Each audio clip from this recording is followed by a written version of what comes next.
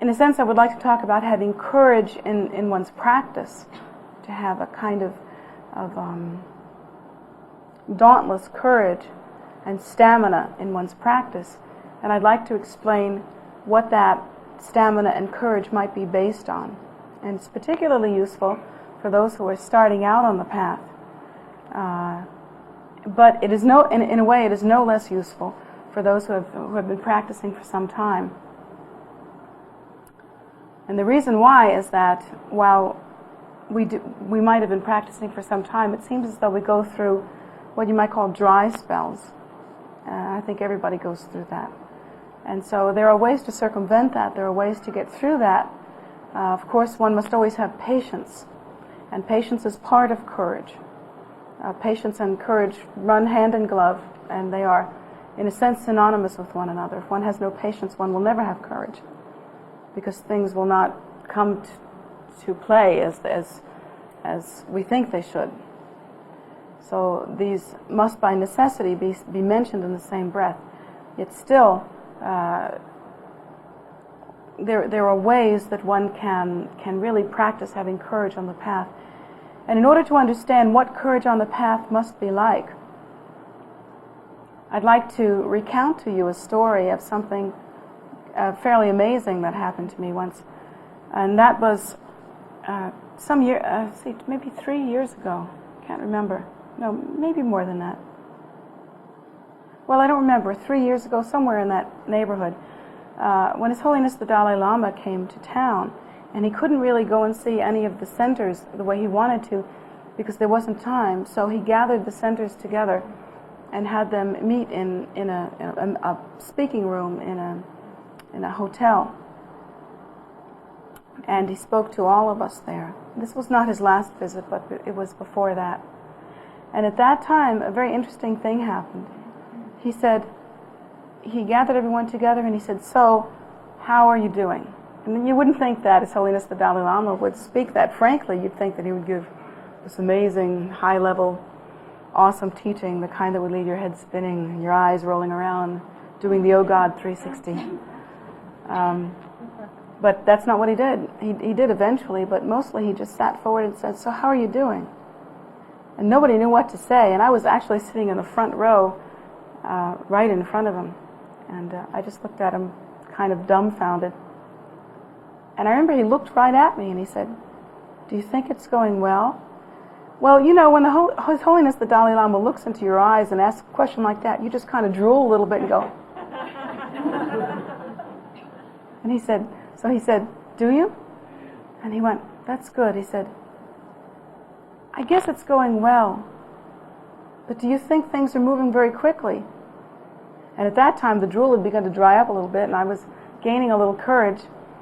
And I thought about my center, actually. I thought about how it had grown by leaps and bounds in such a short time. So I shook my head. And I went, "Yeah, I think things are moving pretty quickly." And he went, "Oh, good for you." And then he said, "I don't." I went, "Oh." Time to faint. Magnum time. No. The boss disagrees. So I just looked at him and he said, "I don't, because I know that it takes sentient beings a very, very long time to change. No matter how hard we work, it takes a long time to change." And he said, cyclic existence has been going on for such a long time, since time out of mind, inconceivable time, since the first inception of the idea of self-nature. Since the first time that happened, and all of the artificial constructions and thoughts and discriminations and superstructures of exaggeration and continuation began. I don't think he put them in quite those words, but that's sort of paraphrasing what he was saying. It's been such a long time. And then he said, "And it looks to me like it's going to go on for some time now." And he said, sometimes that's hard to deal with. It's really hard to deal with. It can be very painful. He said that we all have the idea that maybe we would like to meditate very quickly. You know, we would like to hole up in a cave and have some instant result. Or maybe we would like to simply practice a lot in our everyday life, and we have the idea that we're going to have some instant result. We hold that idea as very dear to us. It's a kind of a fantasy that we hold on to.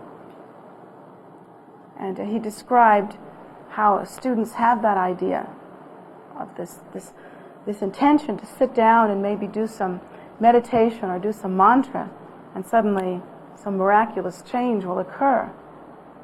And he described that, in fact, that rarely ever happens. And particularly in this time, this age of Kali Yuga, that rarely ever happens. I got to thinking about that, and I've actually talked to my teachers about that and really meditated on that a great deal. I mean, when His Holiness the Dalai Lama looks in your eyes and gives you this teaching, it's meant for you. And I realized that for myself, patience is really not my strong point in one way. And in another way, that's not true. I feel like, for me, I'm like a horse pulling, always pulling, really pulling hard, straining to pull hard. It seems like I'm always in that posture. Yet if someone were to ask me, are things on a large scale, generally, is the suffering of sentient beings going to change rapidly? Is it really going to go away? I would have to say no. I'm aware that it's not going to do that. So in that sense, I'm patient. And I know for myself, having taken the Bodhisattva vow, I will return again and again and again. I see no end in sight. I see no finish to that. If I were to hold to a finish to that, if I were to see in my mind a grand finale, like the day when everybody ascends into the spheres and the Hallelujah Chorus plays, although I know that's a different religion, but maybe we could borrow it from them or something. It's just so darn fitting. When the Hallelujah Chorus plays and then everything's finished, and a voice comes from the heaven and says, "It is finished." If I looked toward a day like that and really waited for it, really like sat in the parking lot with my suitcase, waiting for this great appearance, I think I'd have a little trouble. I think I'd get really tired. I think that the sense of fatigue would be overwhelming. So I don't think like that at all. I think that my job is not to see an ending in the sense that isn't the goal. The goal is not to see an accomplishment so that I can stick a feather in my hair or in my cap and say, this is the ending has been accomplished. I set my goal a little bit differently, and so the goal is more fitting for the posture that I have to take, and the posture that I have to take is to work as hard as I can. The goal that I have set is to be of benefit to sentient beings. That means to just continue to provide a means by which the suffering of sentient beings will actually come to an end. So my job is not to see the end, but to provide a means to the end. That means to the end idea is extremely important.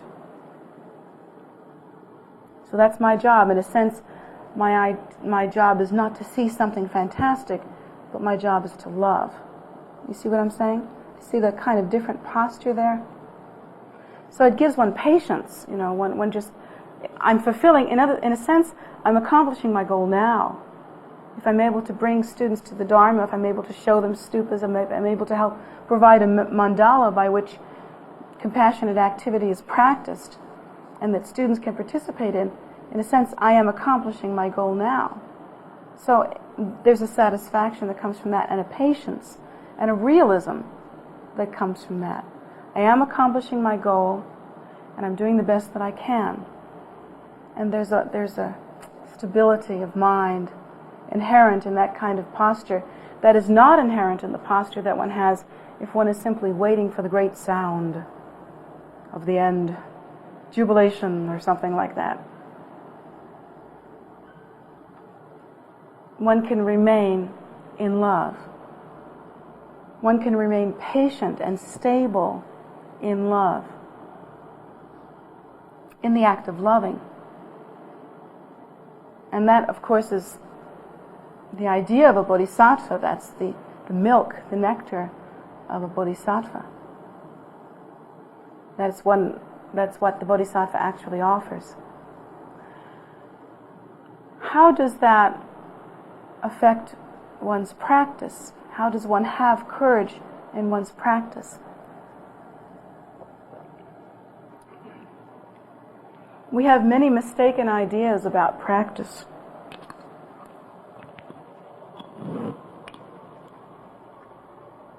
These mistaken ideas about practice come about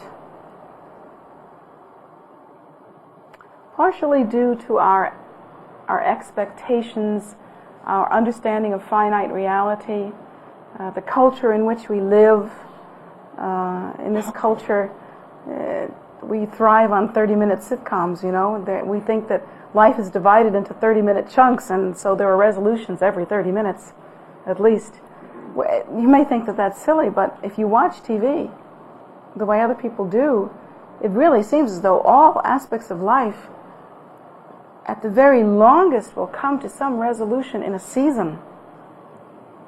Even with the cliffhanger, many things have come to resolution within a season, and usually they come to resolution within 30 minutes. And we have this idea that life should be like that it should be a picture book cameo kind of thing, you know. A bite of time should be a complete thing all by itself.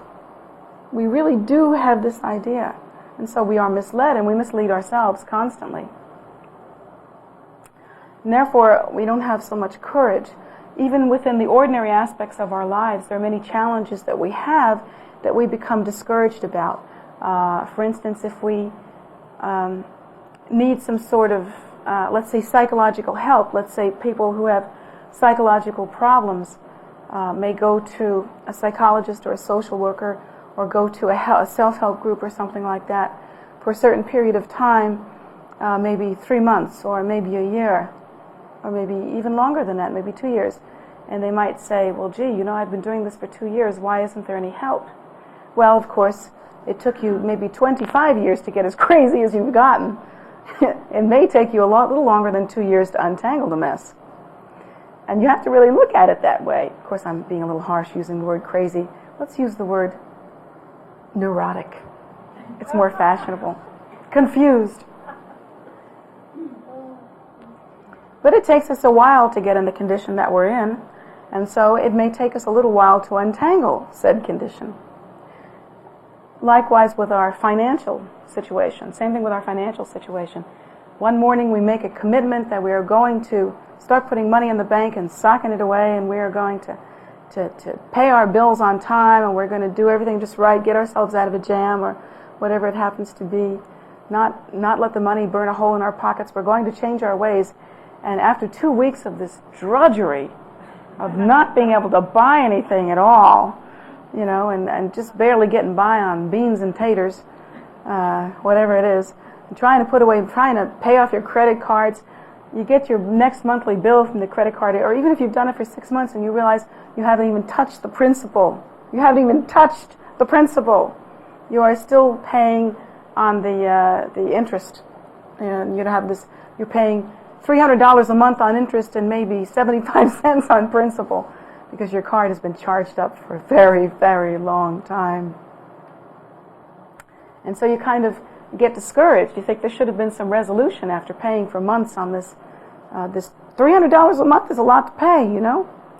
But you don't think that really it's taken you years to get yourself in such a jam. And that it's going to take a long time and a lot of really concentrated. It took you tremendous concentrated effort to get in the jam that you did. You worked very, very hard at it. All your attention went on displaying your effort to get into this jam. And now all of your effort has to be displayed in this all of your attention has to be displayed in this effort to get out of the jam, and perhaps for as long a time, if not longer, than it took you to get into it.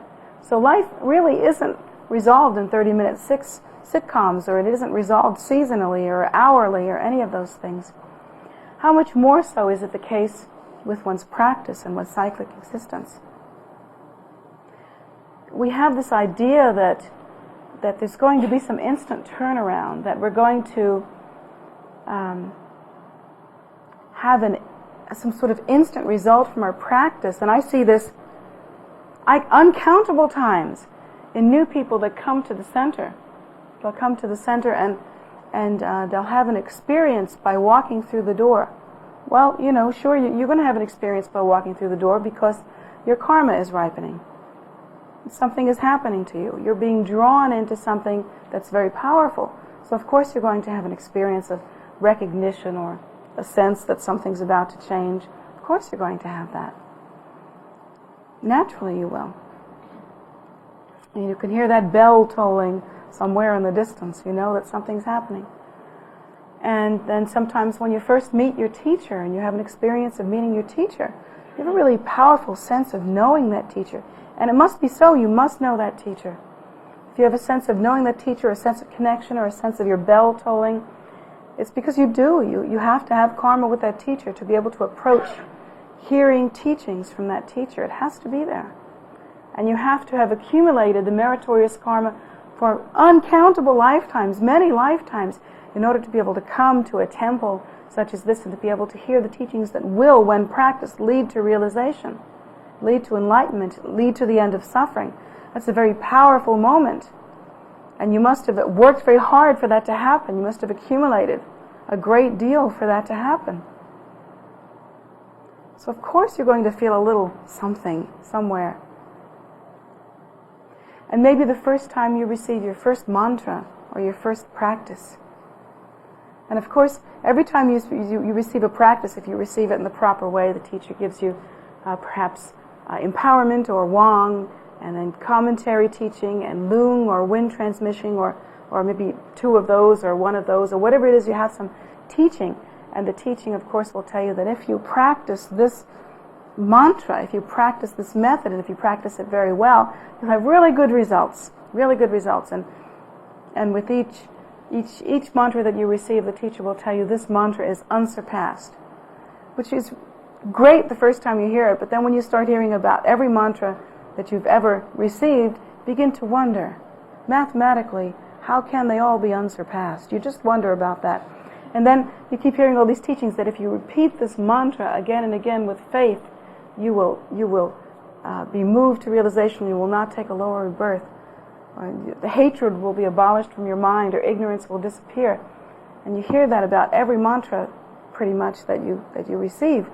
And you recite the mantra for some time. You say, well, you're really beating the band. You're really beating the band, and you still have ignorance, and you still have hatred. And so far, no hallelujah chorus.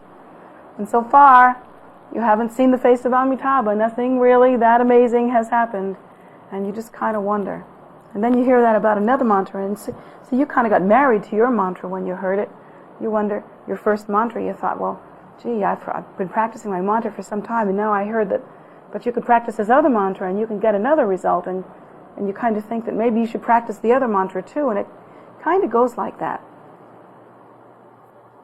Well, the truth of the matter is that there are many different practices in this path. There are uncountable different mantras and visualizations and deities or meditational yidams, meditational deities that one can practice. There are many different forms of meditation. There is pure sitting meditation. There is contemplative meditation. There is visualization meditation. There are so many different kinds of practices. There are practices that require movement. There are practices that require stillness. There are uncountable practices. And each one of them has within them the seed or the potential of accomplishing realization. Simply preliminary practice, when done well and sincerely and done extensively, can accomplish realization. Only preliminary practice. There are actually a number of great lamas who left extraordinary signs, who really only practice their mundro, or preliminary practice, again and again. And there are many practitioners who said only Om Mani Padme Hum, again and again and again with faith, and at the time of their death achieved the rainbow body, an indication that they were actually reborn in the Pure Land, that they had moved their consciousness from ignorance to bliss. So any of these practices that you hear this information about are the method. They are the teachings from the mind of enlightenment, and they can lead to the auspicious result. But the mistake that a Dharma practitioner will make in the beginning and even after one has been practicing for some time is to think that there's going to be some kind of amazing sign immediately. That there's going to be some outrageous spiritual event immediately that's going to happen. And this can take place in many different ways. The student will either wait for a sign, and upon not receiving a sign will become disappointed. A sign being a certain feeling, of excitement or bliss or a certainty that one has accomplished something vast. Or maybe a vision. A lot of people are hooked on the idea of visions, or maybe a psychic phenomena of some kind. A lot of people are really into the validity of psychic phenomena. Or maybe the ability to see clairvoyantly or hear clairaudiently. Or perhaps some curing of illness, or some meaningful change in one's life. One will wait for such a sign. And if such a sign does not appear in the way that one thought it should, that's the key. In the way that one thought it should, then one will become disappointed. And that's true of all of us. We will become disappointed. And we'll lose courage and we'll lose faith. But the other way in which that losing of courage actually happens is actually almost more insidious. It's almost demonic in a sense. It's really insidious and very, very difficult to handle. And that is that you must remember that we are all sentient beings. And we have a very strong habit nature. Can you open those curtains so that the air conditioner doesn't get ruined? We have a very strong habitual nature. And that habitual nature will cause us to repeat our thinking and our patterns and our habits again and again and again. Our habitual nature as ordinary sentient beings causes us to perceive phenomena in a certain way. And we perceive phenomena in the way of having all of our perception coming from the belief in self-nature as being inherently real. Having assumed the identity of self-nature and having formed certain ideas about self-nature, all phenomena that we perceived is perceived in relation to the idea of self-nature. And I've explained this before. For instance, this glass of water to an ant or a bug may seem like a sea, a very dangerous sea in which one can drown. If you were an ant or a bug, this would be an enormous body of water, really, and an insurmountable obstacle if one were to fall into it. To me, it's just barely enough to quench my thirst. To a fish, if the lemon weren't in it, it might seem like an environment, like nothing, like something you move through, just the same. But to me, it's very wet. To a desert creature, it would seem shocking. To a creature that's warm-blooded, this water's cool. To a creature that's cold-blooded, this water may not have feeling like that at all. So all perception that takes place is according to the perception of self-nature. And that's our habitual tendency. Now, in terms of our practice, we have constant habitual tendency going on in terms of our perception. And we perceive according to our habit patterns and according to our personality type, according to sort of the scenario of our habit patterns. Some of us are extremely volatile people. Some of us are excitable and maybe a little on the hyperactive side, or maybe very passionate, or maybe very smart, active thinkers, people that are sparking and bubbling all the time.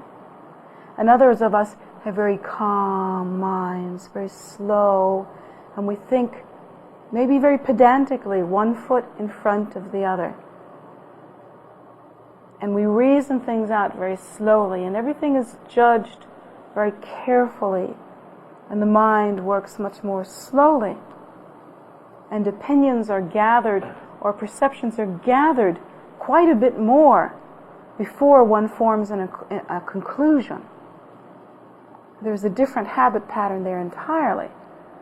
One person might be very emotional, and another person might be very clinical. One person might be very reactive, immediately react, and another person might be very slow to react, hold back. One person might habitually react with the idea that all phenomena and all information absolutely indicates something about self. Now, we all react to that in one way or another, but some people are very, very self-absorbed. Everything is about you, you know. Everything, it seems as though the whole universe revolves very tightly around oneself. One cannot even hear a sound without drawing a conclusion about oneself from it, how one feels, how one thinks, and reacting very strongly. Whereas other people have more spaciousness in their mind, and they might be able to hear or see some bit of information or some sound or some event and consider the event in a more relaxed way, rather than fall into a more deeply reactive mode, more instantly. So each of us have different habit patterns. Within the context of our practice, that will also take place. We'll have different habitual ways of reacting to our practice. A large, actually extremely large, uncomfortably large, unfortunately large percentage of people that begin to practice will contrive, according to their habit patterns and experience about their practice when they first begin to accomplish it. They'll have an experience. And that experience, to them, will seem like the real thing. You know, they'll have either a feeling of instant bliss, you know, instant bliss, or maybe they'll have a feeling of instant accomplishment, or instant recognition of a past life experience in which they were Nefertiti or somebody. I've told you again and again and again, and I want you to remember this. You are not Nefertiti. I've been told that I was Nefertiti 4 times. Nefertiti. Can you believe it? I know for a fact that Nefertiti is now incarnated as Estee Lauder. I know this. So don't argue with me about this. So there. But anyway, some people will think that they have an instant past life experience, or some people will think that they suddenly can hear the celestial music, you know, the music of the spheres, or suddenly it comes to them. What? We don't know. Don't ask either, because it's going to be la la land. But suddenly it comes to them, and they have an experience. And then some people have a different kind of experience, of suddenly they feel that all anger is gone from them, or suddenly they feel that all hatred is gone from them, or suddenly they feel that all greed is gone from them, suddenly they feel that they are holy, or suddenly they feel that in some way heaven opens up and they have been accepted finally, or something like that. You know, some experience will happen to us. It is that moment when that experience happens that you have planted the seed for losing courage and shutting down and becoming hard and cynical in your practice later on. Do you know why that is? It's because, according to the Buddha's teaching, everything that we perceive, everything, whether it be this glass of water, or this plant, or a loved one, or a hated one, or whether it be, chocolate or shit, or whether it be nausea or bliss, or whether it be coming or going, or hot or cold, or up or down, or in or out, or life or death, or sick or well, or old or young, or any of those experiences, happy, sad, goodbye, hello, any of those experiences, anything that we perceive at all, these are all phenomena. And all phenomena is samsaric, and all phenomena is based on the erroneous idea or supposition of self-nature as being inherently real. That idea of self-nature as being inherently real precludes our awareness of the true nature, the pure luminosity that is our Buddha nature, that we all share equally. No matter who we are, no matter what religion we are, no matter what race we are, no matter what creed we hold, no matter what philosophy we have, whether we are bugs or humans or hungry ghosts or whatever it is that we happen to be, all phenomena has within it the Buddha nature. It is in its nature the primordial wisdom state. And all sentient beings have within them the Buddha seed that will eventually ripen into the full awakening to the Buddha nature. That is what we are. That is our nature. The idea that we are this self, this ego, with all the clinging that we do to that ego, according to the Buddha's teaching, is erroneous. That is a misunderstanding of our nature. It is a misunderstanding of what we are.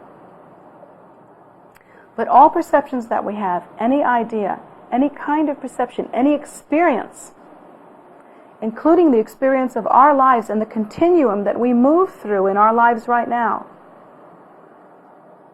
these are kind of dreamlike, almost drug-like experiences that we are having of continuum. And that continuum is one thing and one thing only.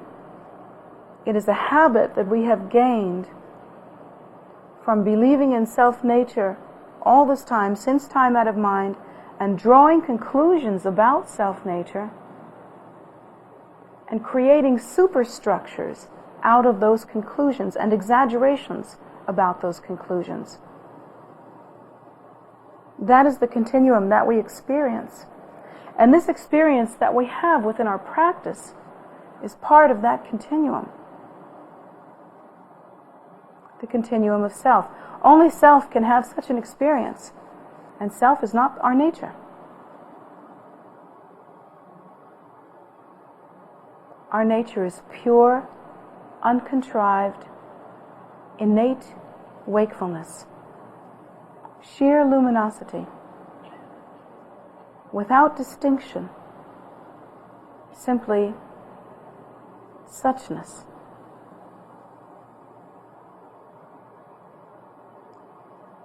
The only one who can be having that experience that you've just had in your practice, in your meditation, is you. And according to the Buddha, we're given this practice, we're supposed to search for I, search for you. Where are you? Where is the you that's having this experience? Well, if you were to put yourself, you ever go to a deli where they slice things, You could put yourself in one of those slicers and just keep slicing. No matter how fine you got the slicing down, even if you examined cell by cell, you would never find I. Is it in your brain? Where?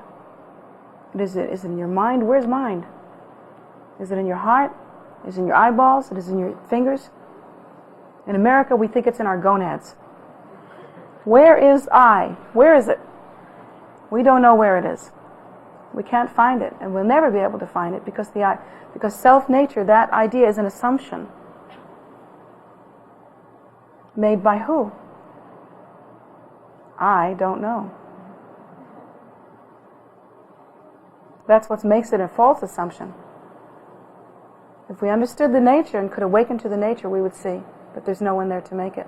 Likewise, there's no one there to have that experience. The Buddha doesn't walk around saying, hey, I'm clairvoyant. Hey, am I clairvoyant or what? The Buddha doesn't walk around saying, hey, you know, I'm clairaudient. The Buddha, Guru Rinpoche, any of those guys that made it, do not walk around saying, I am a great being. I am an ascended master. I am hot. You can't believe how hot I am. When the Buddha was asked what he was, he said, he was asked, are you a king? Are you a prince? Are you a holy man? Are you a saint? Are you a god? What are you? And he just opened one eye and said, I am awake.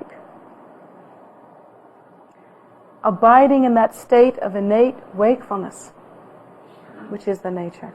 That is the nature. Free of contrivance, not a consciousness that specifically sees, you see. Simply awake. When we have these experiences, however, in our meditation, we are actually deepening our neuroses. And in Buddhism, neuroses is not defined in the same way that we define it when we go to see a shrink. Neuroses is defined as an attitude or activity that is inappropriate. Inappropriate to what? Inappropriate to our nature.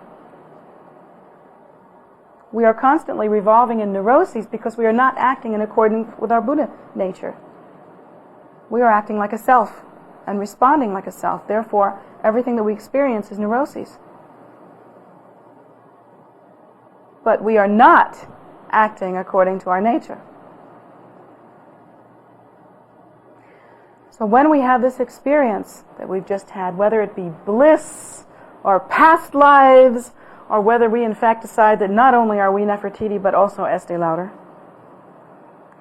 whatever it is that we decide, we actually are deepening our neuroses and our habit pattern of absorption in self.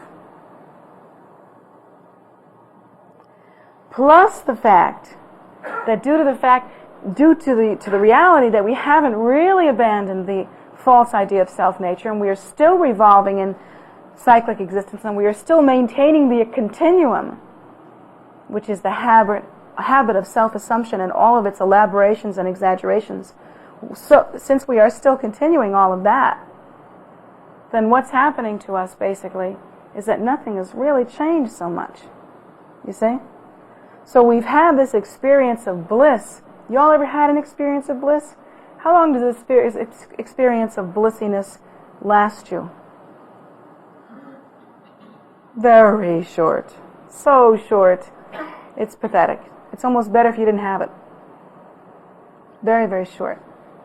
Especially because once it's finished, you kind of look back at it and go, did I make that up? What was that? And then you become a little hard because you really want to believe in it, and you kind of hold on to it, you know. And you sort of stick there, where you just hold on and you get real tight and contrived.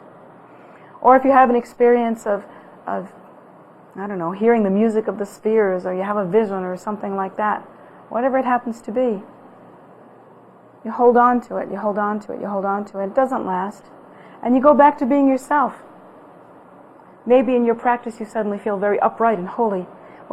Across the board, I will tell you that when it first happens, that you receive one of these little gizmos, and you have a mala of your very own, and you learn how to sit properly with your spine erect, and you're meditating, you kind of look at yourself and go, hey, I'm meditating.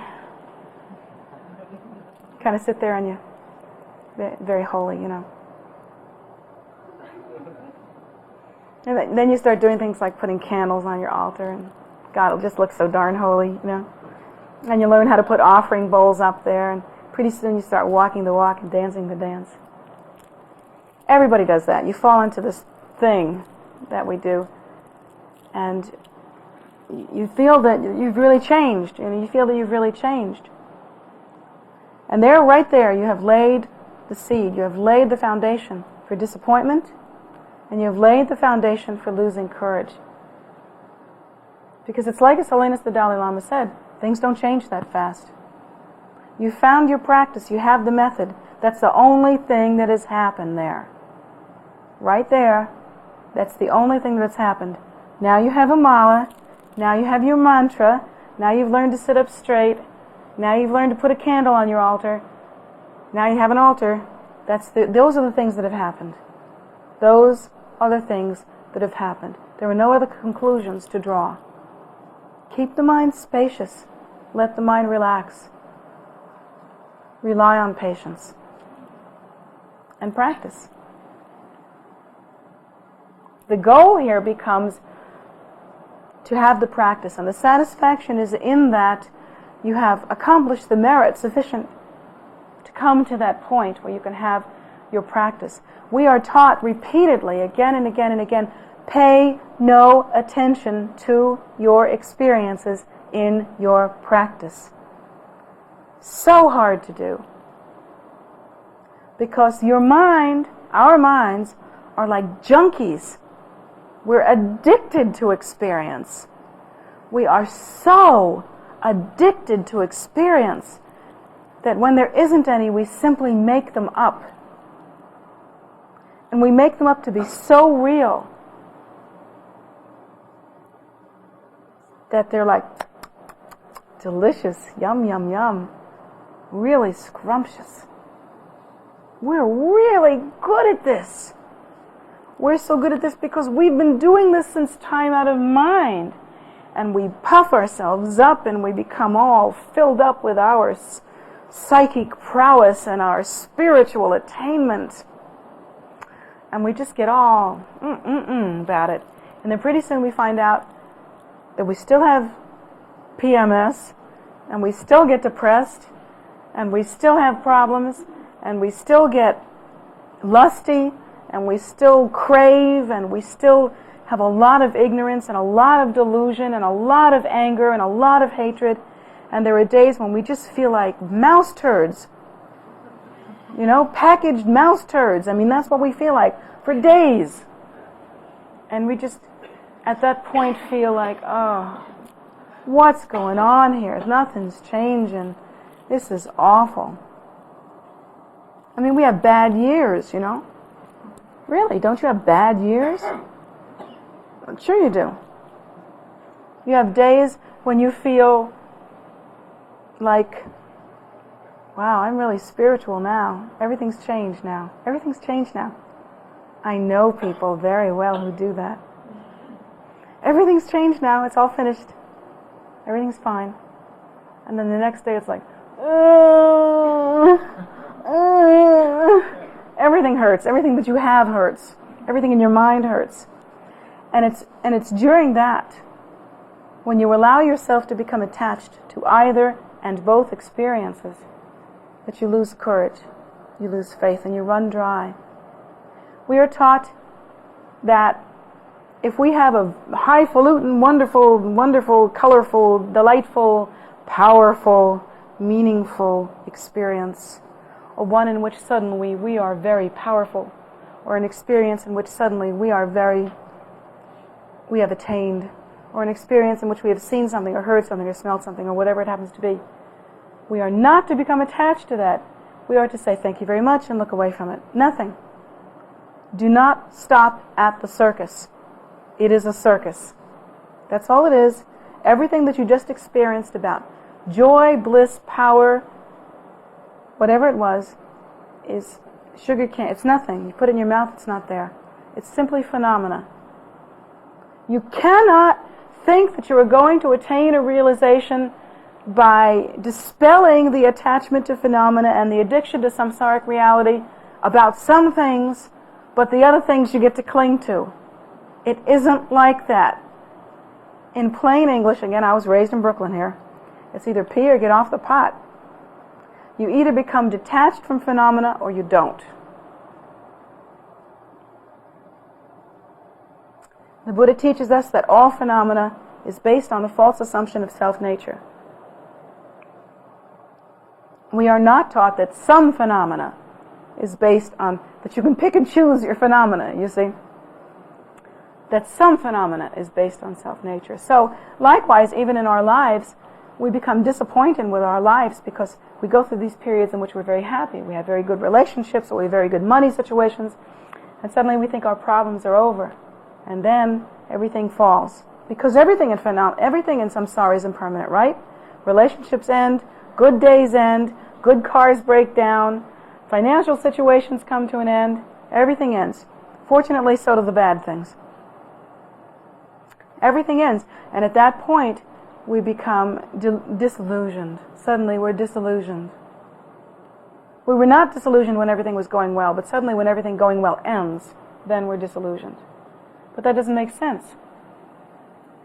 Because everything that's good is going to come to an end, and everything that's bad is going to come to an end, and everything in samsara is samsaric. Meaning filled with delusion, meaning based on false assumption. And it's like that in our practice as well. So the steadfastness and the faith and the confidence that we have in our practice should not be based on our experience, ever. Because there will be times when you will have experiences like popcorn, boom, boom, boom, boom, boom. And there are other times when you will just have nothing, dry, for a long period of time. And it's at the dry periods, after having something nice and juicy, that you give up. Don't give up. You can't give up. Because nothing different was happening when you thought you were cooking than is happening when you feel you're dry. The same thing is happening. You still have the Buddha seed inherent within your mind. You are still traveling on the path. You are still accomplishing Dharma. You have found your practice and you are maintaining your practice. Slowly, slowly, things begin to change. The other delusion that happens that's really a holdback is that people cannot see that they are in fact changing. They rely on those giddy experiences, those really ephemeral, giddy experiences, especially psychic phenomena. People just love psychic phenomena. Let me tell you something. Psychic phenomena is useless. It is useless. It is useless to think you know anything about your past lives. Because all you have to do is to look in the mirror and see what your character is now. Are you filled with hatred? How do you treat the people around you? Are you really loving? Have you been loving? What is your habit? What is the habit of your mind? By looking in the mirror, you'll know what your past lives were. It's just that simple. The rest of it doesn't matter. It doesn't matter a hoot whether you were Nefertiti in your past life. It only matters what you are now. This is the point of power, right now. This is where you can make a change. You cannot change the past. This is where your mind, your true nature, enters into this dream. This is where the appearance of Dharma is right now, in this time and space grid. To sit around and play with these ideas of psychic phenomena and blah, blah, blah, la la land stuff is crazy. Not when you can really make a change now. What's the point? But you can. The point of power is now. You can make a change now. You can practice. And that's your strength. That's what you rely on. What you were in the past, what you think, what you experience, what you feel, none of these things matter. What matters is that the point of power is now. That Dharma is in your hands like a precious jewel, like you've been sifting through garbage unconsciously for a long time and suddenly come up with this precious jewel. How often does that happen? And now you have it. And this is a wish-fulfilling jewel. Meaning that should you rely on the purity and preciousness of this jewel and really begin to practice and really set out and really be firm and strong, you can make a change. You can make a difference. That's your strength. Not the experiences that you have or don't have. Because that was happening when you were high on the drug of experiences, and that's happening when you don't feel anything at all. You still have the power. And that's what you have to remember. And that's what provides the courage for us, you see? To rely on psychic phenomena, to rely on crazy experiences, or to rely on the information that your neuroses is giving you when it tells you that you are not doing anything in your practice. All of that is stupid. That's just the fabrication of your mind. Either your mind has the habit of creating these la-la land experiences, or your mind has the habit of telling you that you're no good. Both are the habit of your mind. And you dispel the habits of your mind by changing now, in the present, with your practice. By building the habit of practicing Dharma instead. Of generating yourself as a pure deity, reciting pure mantra. That's a new habit. So slowly, slowly, your habits will change. And you won't be disappointed. You won't be disillusioned. And you won't feel the grief that you feel of loss. The grief that we all feel in samsara, the disappointment. And we'll have the courage.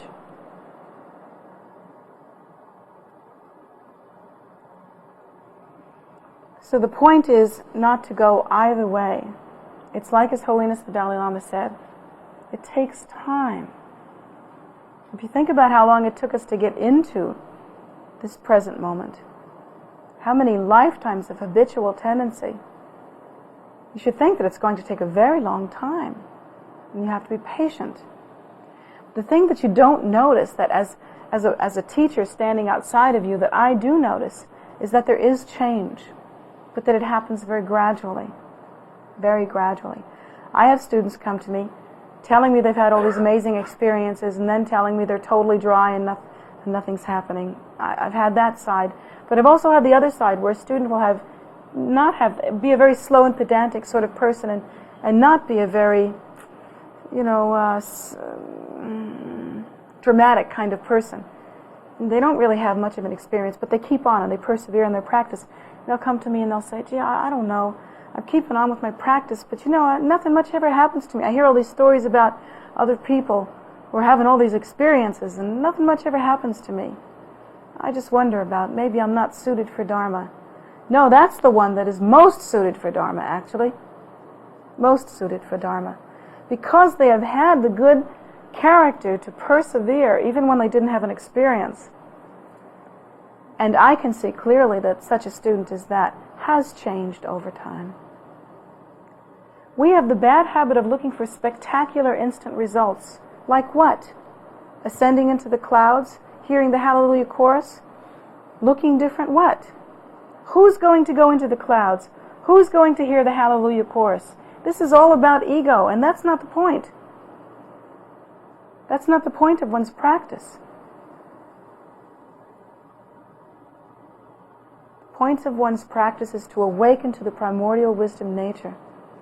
And to accomplish that solely in order to accomplish two purposes: one's own salvation and the salvation of all sentient beings equally and in a non-dual way. That's the point, not to have an experience. So, all you really need to do is keep going with courage and with faith. The method works. And if you have the good karma to hear the method and receive the method, you will have results. According to your habitual tendency, according to your karma, according to your pattern, you will have results. You can have confidence. You're free to do that. But don't rely on the goofy information that you get from La La Land. I don't think much about that at all. Neither the information that you give yourself when you say that you're useless and no good and not attaining, or the information you get about yourself when you think you are, and you're having all these marvelous experiences. Neither one is very useful to you. So it's best to discard them both and simply continue with patience, knowing with confidence that according to the words of your teachers and those who have gone before you, you are accomplishing Dharma.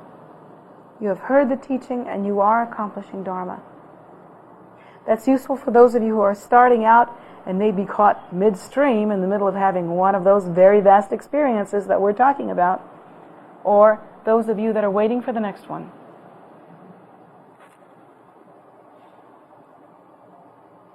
So I really hope that each one of you will take all of that to heart and that it will be in some way useful to you.